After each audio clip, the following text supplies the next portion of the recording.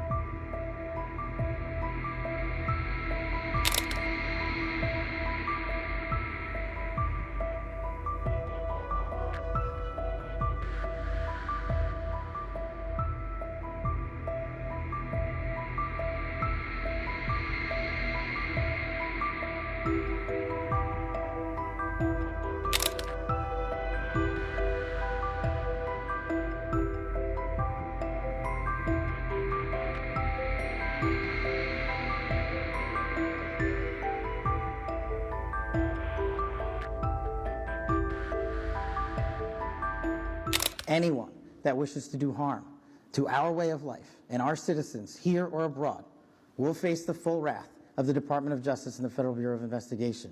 And if you seek to hide in any corner of this country or any corner of this planet, we will put on the world's largest manhunt and we will find you and we will decide your end state, not you. We will uphold the Constitution. We will uphold ourselves to the Constitution. The men and women at the FBI, I have your back because you have the backs of the American people. You will be held to the same high standard. Any deviation from that standard will not be tolerated at this Federal Bureau of Investigation. The men and women at the FBI who make us safe deserve better, and they are going to get it with our leadership and your support. God bless America, and God bless every one of you. I love this country.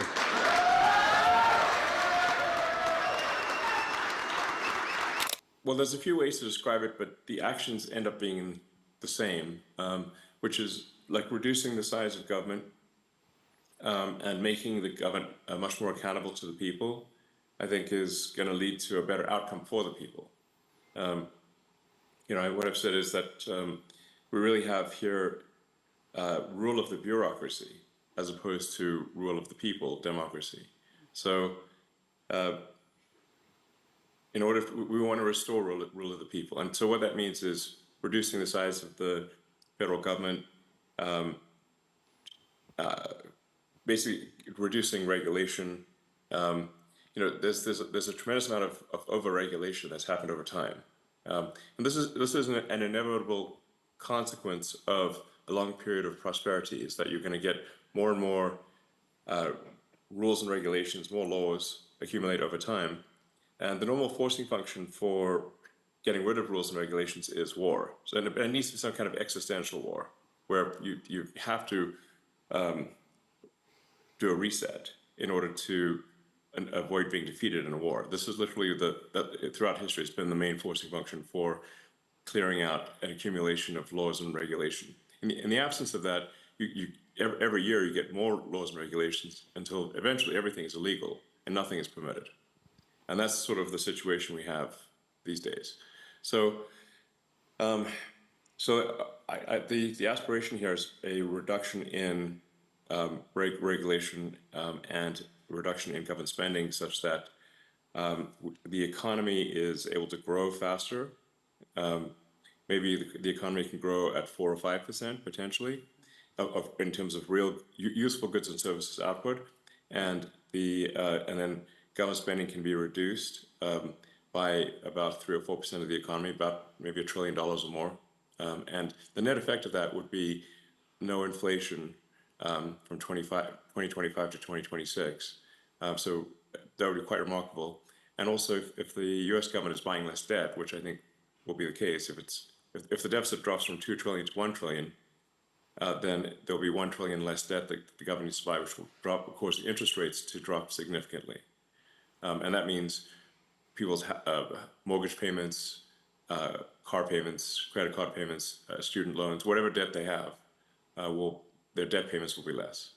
So I think this is something that will benefit the average American. I think some of the things we're doing also will be hopefully helpful to other countries, because with the new administration, there's less interest in interfering with the affairs of other countries. I think there's the times the United States has been kind of pushy in international affairs, which may resonate with a number of members of the audience.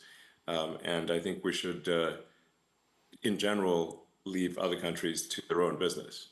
And basically, America should mind its own business,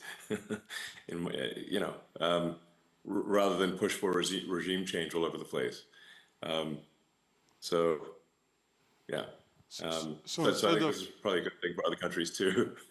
So instead of waiting for a war to happen, you went to war against the bureaucracy in the government.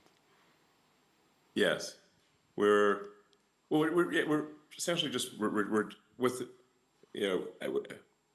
the support and direction of President Trump. We are reducing the size of the bureaucracy, getting rid of excess regulatory regulations, and there's also so many agencies and regulatory authorities that they actually step on each other's feet. It's kind of like having a sports game where there are too many referees on the field, like more referees than players at times. Now that would be a silly game, if the players can't pass the ball without hitting a referee,